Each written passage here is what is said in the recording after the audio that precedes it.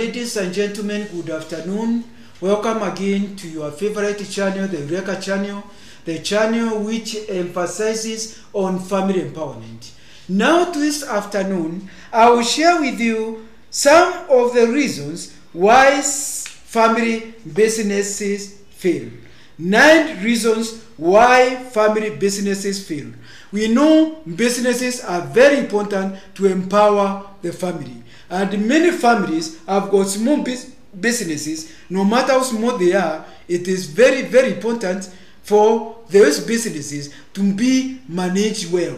But many times, and sadly too, many family businesses are collapsing. So today, I'm going to share with you the reasons why those businesses are failing. Now, one of the reasons is lack of planning.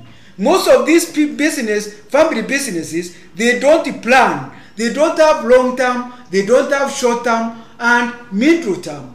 The businesses have to have a focus so that you know after 2 years where will I be. Most of these family businesses, they are land unfortunately, they don't have even enough time, they don't have goals, they don't have objectives, they don't even have time bound, and so it just learn like that.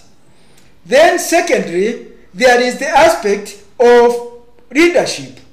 Most of these family businesses, there is poor leadership. It is not focused, everybody is running the businesses, and then it is not a surprise because of poor leadership, they end up making the wrong decisions and most of the time, and it is affect the productivity and the continuity of the businesses. Then the other aspect is the aspect of differentiation, or what we call branding. A business should have a brand. It should have uniqueness. It should have a way which it can be identified, like Safaricom and even other big companies. They are known by a certain brand. So you have to come with a brand for your businesses so that the customers or your consumers are going to identify with your businesses even if it is a family business. So you have to have a unique value proposition. What sets your business apart from your competitors? What sets it apart? What makes it unique? What makes it different? It is important to have to operate your business professionally. Now, the other point is ignoring your customer. Most of these family businesses, they ignore the customers, they don't ask them their taste, they don't ask them the feedback, they don't care about them, sometimes they insult them. After all, they have not been employed, it is their family business, they don't care if you go or not. And then finally, they end up wondering what has happened. Do they want it? You should ask the customers. Find out if they still love what you sell to them. Do they want a new feature so that we incorporate it? What are they saying? Are they listening? Are you listening to them? So it is very, very important to listen to customers. Then there is also the other point is inability from learning from failure. Learning from failure is very difficult. When something has gone wrong, it should be a learning experience. It should be a wake-up call, a clarion call. You should build on experiences on when something has not gone the way you had scheduled. Then there is also the aspect of change. Some family businesses, they don't want to go with change. They don't want to accept change. If you don't want to accept change, you'll be left alone. Then there is also the aspect of poor financial management, poor bookkeeping, poor records, and this one affects businesses. Others is of expansion. It is easy to make the mistake of expanding your businesses into too many verticals.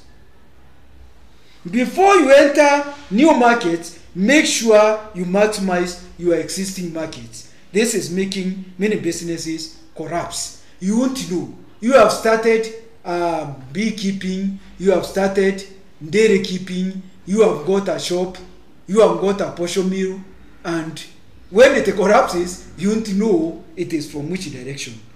Then most of the time, you may also not be involving professionals to help you. And then finally, most of these, they don't have succession plan.